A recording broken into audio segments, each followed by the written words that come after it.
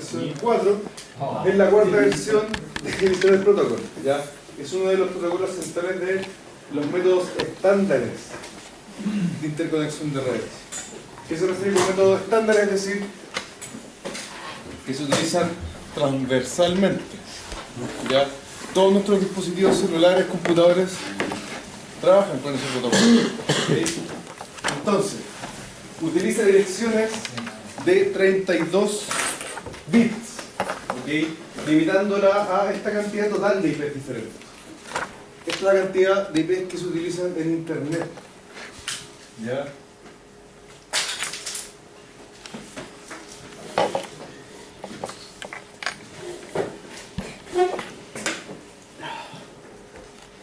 Entonces, ¿qué pasa? Son direcciones únicas, muchas de las cuales están dedicadas a redes locales. ¿Ya? Por el crecimiento enorme que ha tenido Internet, ¿cierto? Mucho más de lo que se esperaba cuando se diseñó, combinado con el hecho de que hay desperdicio de direcciones en muchos casos. Ya hace varios años se vio en que escaseaban direcciones de IP en Internet. ¿Ya? Por lo tanto, ahora se está implementando lo que es la IP versión 6. Que se llegan todos sus computadores y ahí tienen instalado el protocolo, pero no se utiliza todavía. ¿Ya? El 2016 comenzó sus primeras fases de implementación, es decir, por lo menos desde ahí ya sus computadores se empezaron a actualizar con este protocolo. ¿Ya? Miren, dirección de 32 bits. ¿Por qué 32 bits? Por ejemplo, yo tengo la 192, 168, 0.1, ¿ya? Direcciones que se utilizan, por ejemplo, en el PLC de Siemens para configurarlo. Esta parte, ¿cierto? Ahora en el lenguaje de las IP, a cada uno de estos números se les llama octetos,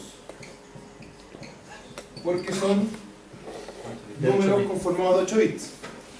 Entonces aquí tengo 8 bits, ¿cierto? 8 bits.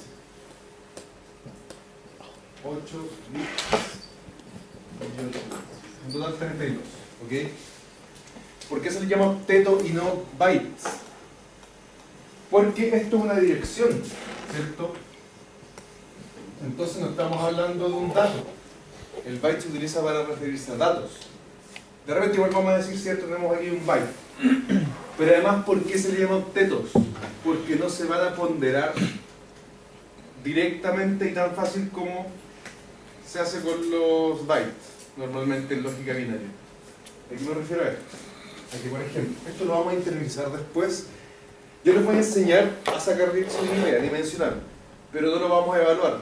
Eso se evalúa en ingeniería. Pero para los que están en técnicos, yo les voy a enseñar igual, para que todos salgan de aquí en este semestre sabiendo cómo dimensionar una red.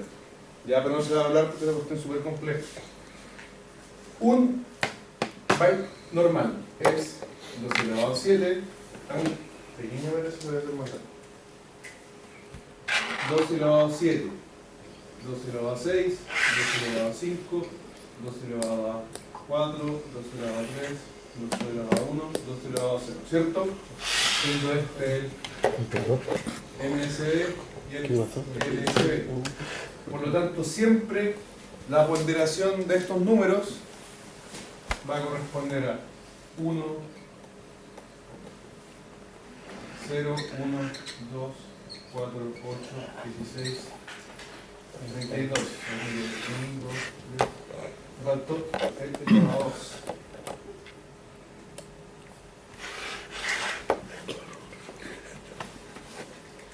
4, 2, 3, 2. 3, 2, 1. ¿Ya? Ahora sí, ponderados son. Sería esto, 2 elevado a 0, 0, 1, 1, 2, 4, 8, 10, 32, 64, ¿cierto? Siempre esto es así cuando uno analiza un byte, ¿cierto? Pero en un octeto lo que se va a hacer es separarlos en bits que son para red, bits que son para subred. Por lo tanto va a haber veces, por ejemplo, esto es algo que tienen que entender ahora. Por ejemplo, en un momento, en un mismo byte o octeto, yo voy a decir, ¿saben qué? Ahora este va a ser mi LSB Y este también va a ser LSB. Entonces voy a tener dos LSB y dos MSB para definir subred. Entonces la subred con un número determinado va a tener un número. Entonces, por ejemplo, si yo determino que ese número va a ser el número 5. Ahora, este bit no va a valer 8, sino que va a valer 1. Entonces, para hacer el 5 yo tendría que hacer 0, 0, perdón. El 4 estaría, a ver, 0, 1, ¿cierto? 4. Entonces sería 1, 0, 0, 1. Ese es mi número 5. Y aquí digamos que es la primera IP, entonces tengo 0, 0, 0. Entonces, una vez que se establece eso en el octeto, hay que ponderarlo de nuevo. Y ahora sí, este va a ser MSB. Y este MSB. Entonces hay varias etapas para ponderar los bits en un octeto. Por eso no se le llama un byte, sino que un octeto. Porque el protocolo trabaja de forma creativa para establecer los valores finales. Por eso son a veces números geométricamente muy parecidos. ¿Ya? Porque en general, como se trabajan, ¿cierto?, estos números, no es común a un byte. Esto lo vamos a ver más adelante, pero es para que entiendan, ¿cierto?, por qué se llama octeto y no byte. ¿Ya? De hecho, cuando hagamos un ejercicio de esto va a ser un par para que entiendan. Hay que hacer unos pasos así súper precisos, que no responde a ningún tipo de cálculo ni matemática común, simplemente una ley que es propio del protocolo. ¿Ok? Entonces,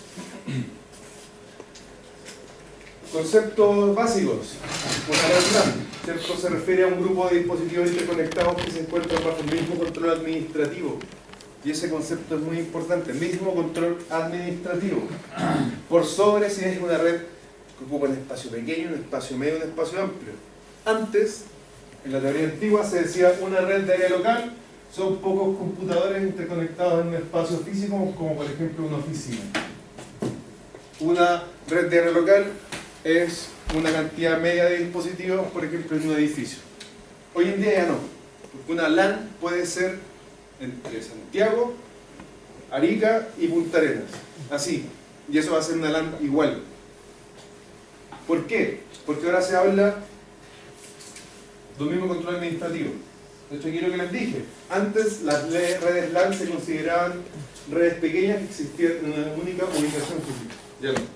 Ya de hecho, las redes LAN, por ejemplo, si yo hablo de una red entre Antofagasta y Santiago, sí o sí voy a tener que entrar al internet. Entonces yo voy a entrar con una IP diferente a la que voy a obtener mi dispositivo. Entonces ahí entra en términos lo que es el tema de almacenamiento de redes y lo que son todas las reglas que están dentro del internet. ¿Ya? A pesar de que las redes LAN pueden ser tan pequeñas como una única red local instalada en un hogar o una oficina pequeña, con el paso del tiempo la definición LAN ha evolucionado. ¿Ok? Lo que les iba diciendo. Nosotros durante el ramo vamos a hacer unas pequeñas tareas como, yo creo que hoy día no alcanzamos, pero para la próxima semana vamos a hacer una guía que les tenía preparada y esa para conformar una nota final. Entonces todas estas guías que vamos a ver en una clase después se van a sumar para hacer la nota dentro del curso. Van a ser poquitas, entonces son importantes. ¿Ya? Entonces están avisadas para la próxima semana, sí o sí la vamos a hacer. ¿Ya? Son trabajos que son durante clase, no son complejos, no son para no poder hacerlos, sino que son en el fondo ejercicios que le ayudan a ustedes a entender ciertas cosas. Entonces, ¿a entender la teoría? Claro, entonces prácticamente es hacerlas o no hacerlas. ¿Ya? Por eso son poquitas y... Profe, ¿por aquí las va a subir? Sí, en el momento en que la hagamos la subimos y la vamos a ir trabajando. ¿Y yo puedo traer mi cámara IP para con... Es que yo el otro lunes no voy a poder venir. ¿Cómo? El otro lunes no voy a poder venir. Justamente esta guía se puede hacer en la casa, que es una cosa de configuraciones del computador. ¿Ya? Profe, ¿hay que traer PC?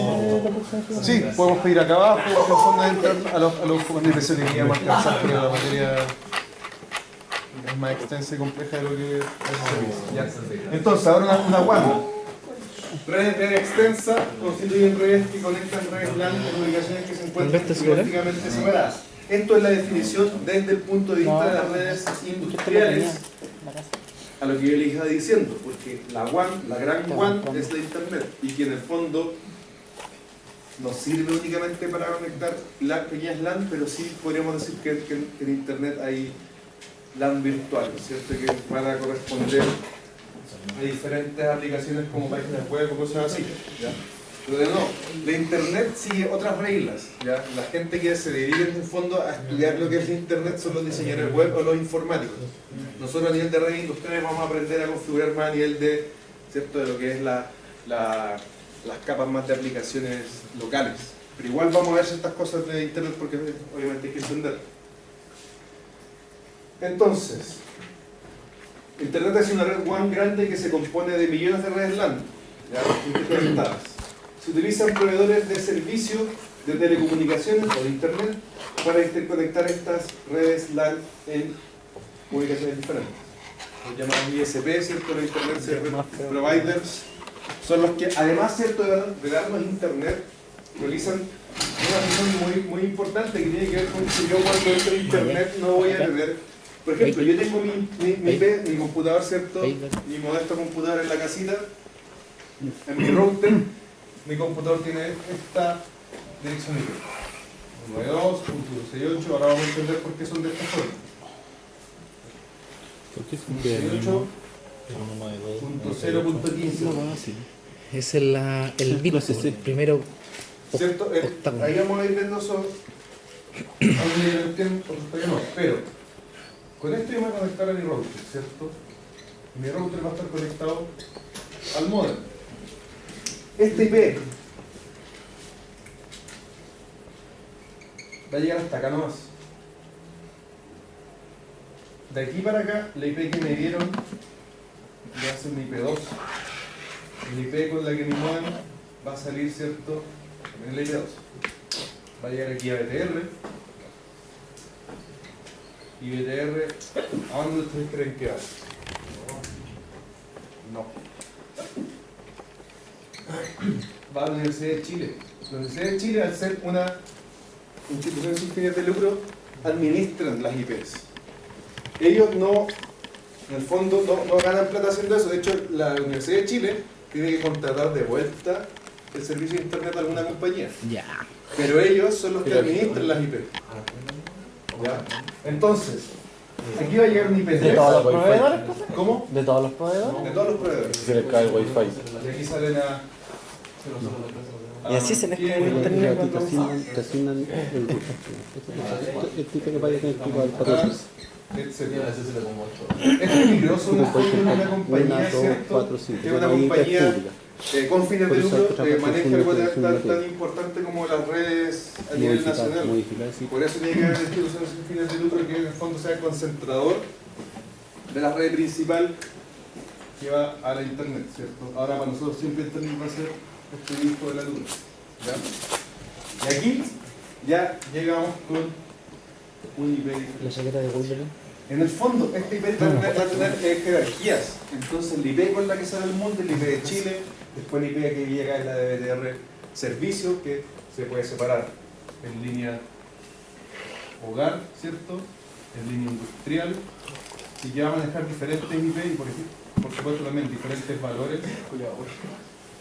para diferentes tipos de Internet, ¿cierto?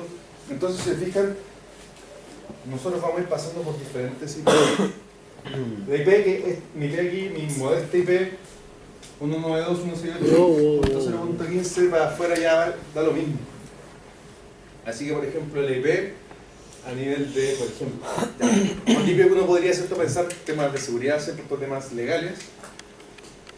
Mi IP no sirve de mucho para esconderse en la red, porque el protocolo de Internet, el protocolo TCP/IP está armado de tal forma que cada número que va a ir saliendo, me refiero a la IP, S192.168.0.1 o .15, contiene una información que cuando cambia va a haber un bit, un número, que va a indicar, este IP es una subred de un router con tales características, que sale de un modem de BTR, que pasó por la Universidad de Chile y fue, no sé, a un servidor para hackear la CIA. ¿Ya? Por decir alguna tontera. Profe, pero el IP sale con la Mac, ¿o no? No siempre. O sea, Porque a nivel interno uno va a ir rastreando las Macs. Pero legalmente el acceso a ese tipo de información no es abierto. La IP es un poco más abierto porque es un campo, ¿cierto? Es un área más de los apodos, ¿cierto? Yo puedo rastrear a alguien por su apodo, por su nombre, pero es más complicado por el root. Por decir un ejemplo. Entonces ocurre, hay casos. Y sobre el tema de la VPN. ¿Cómo? De las VPN, eso lo vamos a ver un poquito más adelante. ¿Ya? Pero también tiene que ver con esto, porque en el fondo todo lo que ocurre acá pasa por servidores de DNS, con administradores de VPN, con DHCP. Con la próxima clase, cuando entremos a ver ese tema, va a quedar todo más claro, vamos a ver con los comandos que estoy diciendo. Nosotros vamos a meternos a una página y vamos a ver que esa página, por ejemplo, Google, no es google.com, no existe, es una IP. Y esa IP tiene varias IP asociadas. Entonces vamos a entrar a la página y vamos a decir, vamos a analizar inacap.cl. Les va a decir, inacap.cl corresponde a este IP y está en un servidor de tal país. Puede que esté en Chile, puede que no esté en Chile. De hecho, nosotros vamos a analizar los saltos de IP. Vamos a ver cuántas veces nos cambiaron el IP hasta llegar a Google, por ejemplo. Y con páginas más complejas van a ser más saltos. Por ejemplo, cuando tú te metes a inacap.cl vas a hacer unos 5 o 7 saltos de IP. En cambio, para Google son como 30. Porque puede ser que uno se conecte a un servidor de Google y no haya espacio. Se conecta a otro 5 veces y eso ocurre en un instante, uno ni se da cuenta. Pero el máximo no son 30. El máximo son 30. Depende del protocolo. Y de cuántas veces en el fondo también puede ser Porque que trabajáis por salto, trabajáis por conteo, por comparación. Depende. Claro. RID 1, RID 2, Ah, claro. XRP, OSP. Claro, eso de hecho lo vamos a ver más a nivel local, ya, lo que son los router RID.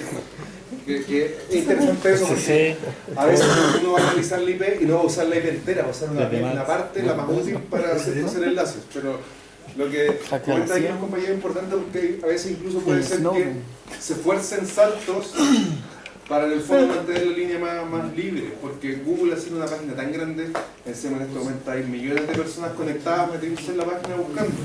Entonces no hay un solo servidor, no hay una sola IP, son varias. Entonces puede ser que a veces se fuercen los saltos a 5 saltos y lleguemos a 28. De 28 saltos lleguemos a Google, de repente a 29, de repente a 25. Dependiendo del momento, la hora, todo. Es chino. Estoy escuchando chino. Yo le doy enter al icono. Entonces, como les decía, la dirección MAC, inglés en inglés, Media Access Control, entonces control de acceso en medio. Si se fijan, la sigla ya nos da, ¿cierto? Una lista de qué se trata. Medio es físico, ¿ok? Es un identificador de 48 bits, ¿ya? Es decir, 6 bloques hexadecimales. De estos números, aquí, justo en este dibujo que les puse, no está separado, pero en general, si uno busca las direcciones MAC en su celular, por ejemplo, se meten a sistema de configuración y salen dos puntos. En el mundo de la informática, los números hexadecimales se separan en 2 puntos y los números binarios se separan en puntos. Por eso, por ejemplo, las direcciones IP versión 6 son hexadecimales, entonces es como 16F, 2 puntos, 40, 2 puntos, 8A, por decir algo. ¿Ya?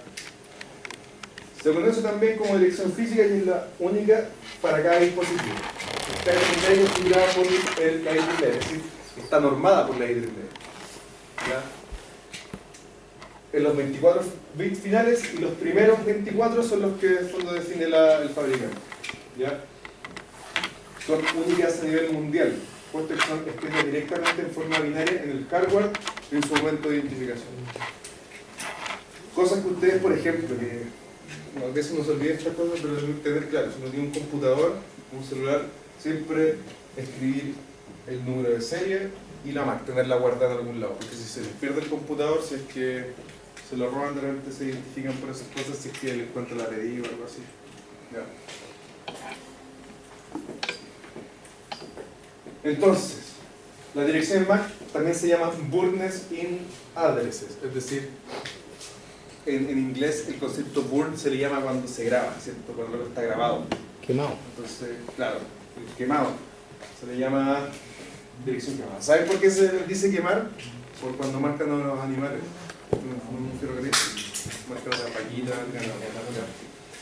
entonces, si nos fijamos en la definición, como cada bloque hexadecimal son 8 dígitos binarios, tendríamos 48 bits únicos, lo que expliqué más arriba, ¿ya? Entonces, la diferencia principal entre una IP y una MAC reside en que la dirección MAC se utiliza para entregar tramas en la LAN, mientras que la dirección IP se utiliza para transportar tramas fuera de la LAN. ¿Qué significa esto? Palabras simples, una es física y la otra es lógica, más a nivel de software, ¿cierto? Entonces, recordemos que una trama es un paquete de datos con información de dirección agregada al comienzo y al final. ¿Qué significa esto? Cuando yo mando un paquete de información, ¿cierto? Ya sea por ejemplo, en serial, ahora ya le estamos agregando otra capa más, ¿cierto? De información. Es decir, va a tener lo que se le llama cola, ¿cierto? De IP, al principio y al final. Que en el fondo es para reconfirmar que el dato viene de tal o tal a cual computadora. ¿Ya? Y que eso también se utiliza con la dirección MAC. ¿Ya?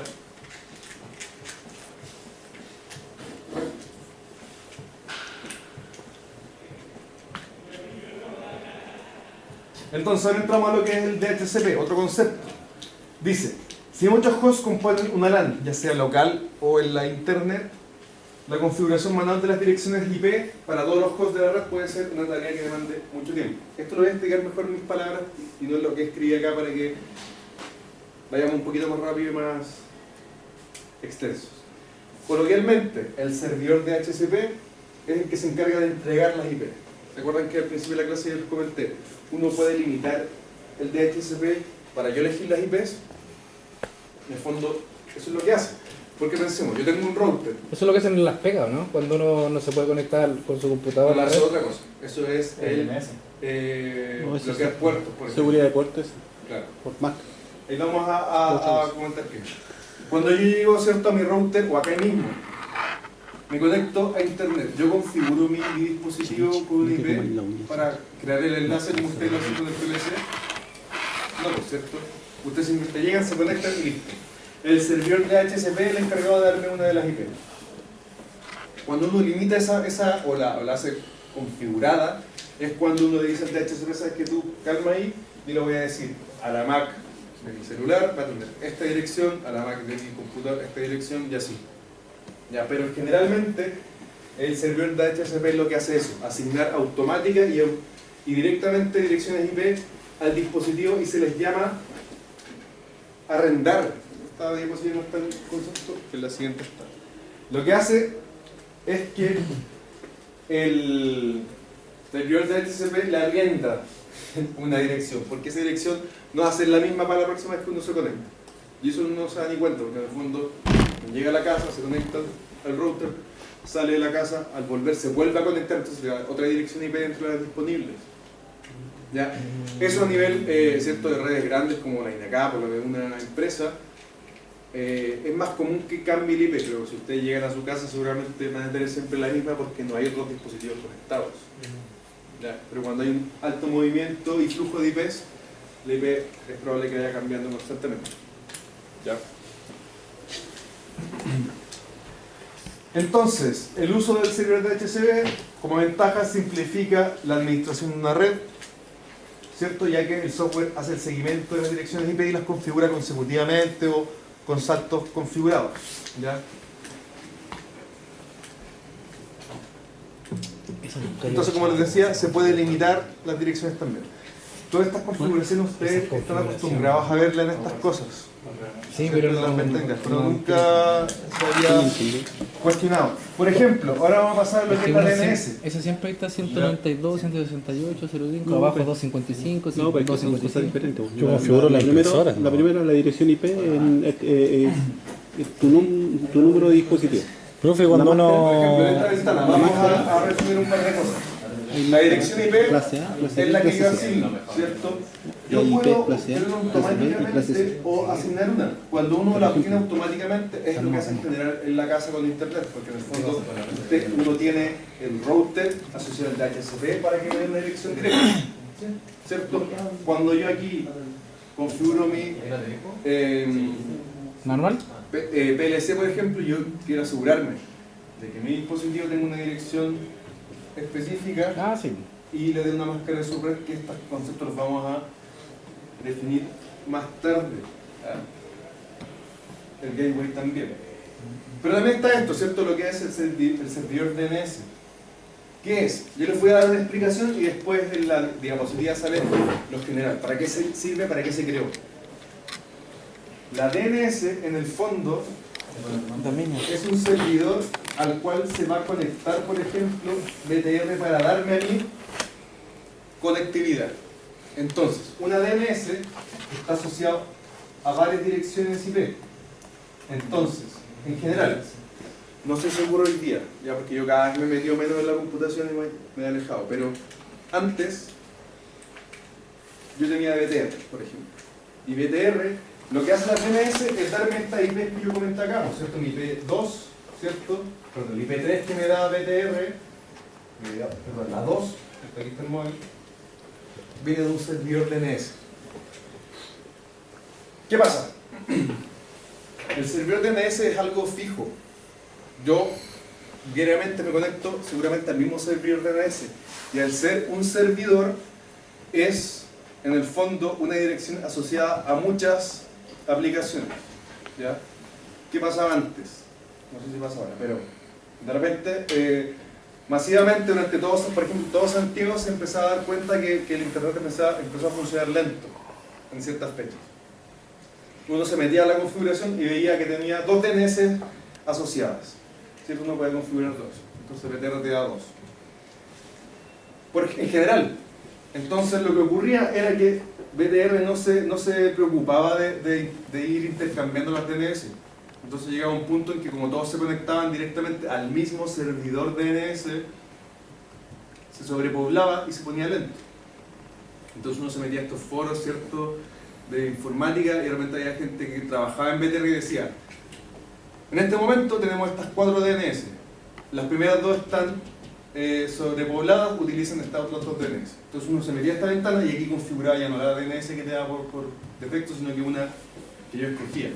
Y ahí obviamente el internet es nada más rápido, ¿ya? Hoy en día creo que eso no es tan necesario, que hacen esos cambios directamente. ¿Para qué sirve una DNS, por ejemplo? BTR tiene configurada sus DNS para conectarme a internet, pero yo podría conectarme a una DNS para entrar a un servidor dentro del internet, pero dedicado para algo específico. Por ejemplo, este es un ejemplo que tiene que ver con videojuegos, ¿ya? Pero es súper útil, aunque no le gusten los videojuegos, para entender al tiro de qué se trata. El PlayStation 4 se desbloqueó, se pirateó, gracias a que se dieron cuenta que había una brecha de seguridad en el navegador que viene instalado en la consola, porque un sistema operativo con un navegador de internet, etc. Entonces ocurrió que en Inglaterra, creo que en Inglaterra armaron un servidor DNS con un programa que hackea la consola.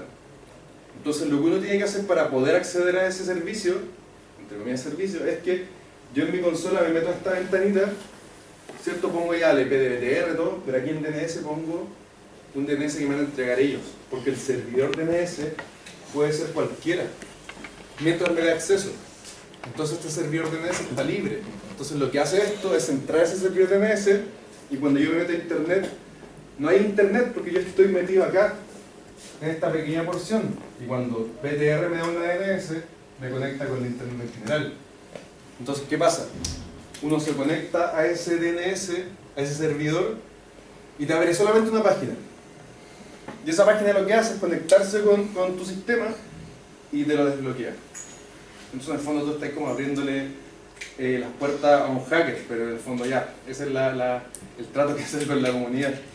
Entonces, así es posible realizar ese tipo de acciones, por ejemplo. ¿Ya? Sí funciona siempre, pero requiere un firmware específico. ¿Ya?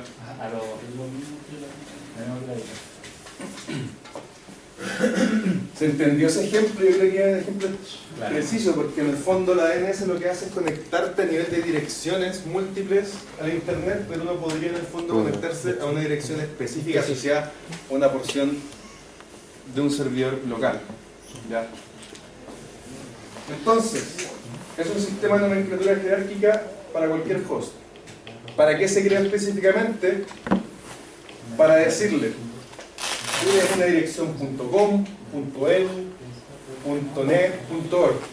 Es decir, administra direcciones. Por lo cual, en nuestros computadores sirve para eso. ¿Ya? En el fondo, asocia también lo que es una dirección IP a un nombre. Cuando yo pongo google.com, no estoy entrando a google.com. Ese es un nombre que se contrató para que apareciera y yo lo pudiese anotar. Pero internamente yo también podría poner un IP y voy a entrar igual a la página, porque en realidad la IP es lo que vale, no el nombre. ¿Ya? Por eso, ustedes si ponen inacap.cl sin www, ¿a dónde llegan?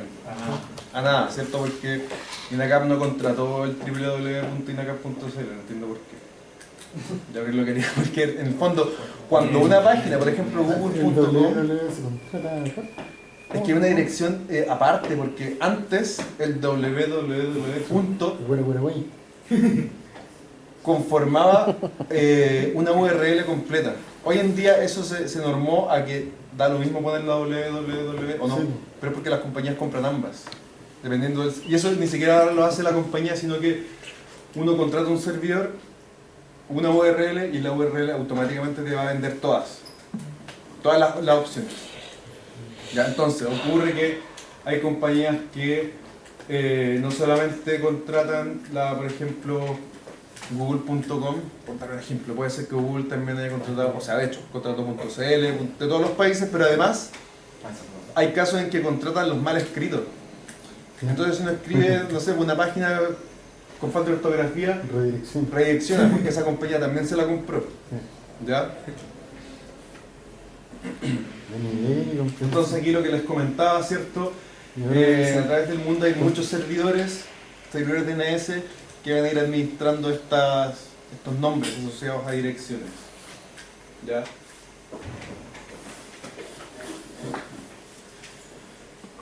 Quedamos hasta acá hoy día, ya, porque toda esta materia tiene que ver con, o mejor voy a lo último, para que ustedes entiendan por qué la dirección que usamos siempre es de esta forma. Las redes privadas se separan en tres: clase A, clase B, clase C. Existe clase D, clase E y hasta clase F. Esas tres últimas clases se utilizan a nivel de internet y para experimentación, digamos. ¿Ya? Pero las clases que se utilizan a nivel local, las que vamos a utilizar a nivel de redes industriales, son la A, soporte para redes extremadamente grandes, soporte para redes medianamente grandes y soporte para redes pequeñas. Directamente. ¿Qué formas tienen estas redes? ¿Qué es esto? No es recursos humanos. Esto va a indicar para qué va a servir cada octeto. Entonces los octetos R corresponden al octeto de red y el octeto host corresponde a la cantidad de direcciones que van a ser para host. Perdón, H. ¿Qué significa host? Cualquier dirección asociada a un dispositivo. Por lo tanto, los octetos de red van a ser la parte del nombre de la red. Es decir, RRR nunca va a cambiar. Hay casos en que sí cambia, pero eso lo vamos a ir viendo conforme avancemos. ¿Ok? Entonces, aquí se entiende por qué tenemos la A para extremadamente grandes, porque aquí son 3 octetos solamente para direcciones IP, ¿cierto? Y eso sería... ¿Cuántos bits son? Son 12 bits, ¿cierto?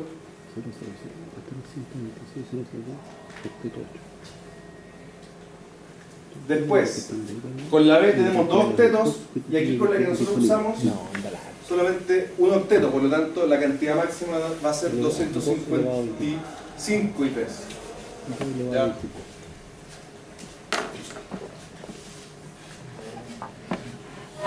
Esos son los rangos que norma Cisco para redes privadas industriales para las IP, ¿cierto? Entonces el primer número siempre va a ser 10, aquí los primeros 2 siempre va a ser 172.16, y acá los primeros 3 siempre van a ser así. Este número también puede ir cambiando, este también. Vamos a llegar a esos casos cuando veamos el direccionamiento por router, por el enrutamiento RIP y otro tipo de cosas. Vamos a ir entendiendo. ¿Ya? Qué horror. ¿Ese enrutamiento lo vamos a hacer en el laboratorio? En el packet trace. Qué horror. ¿Dudas? ¿Cosa? ¿Va quedando claro? ¿Sí?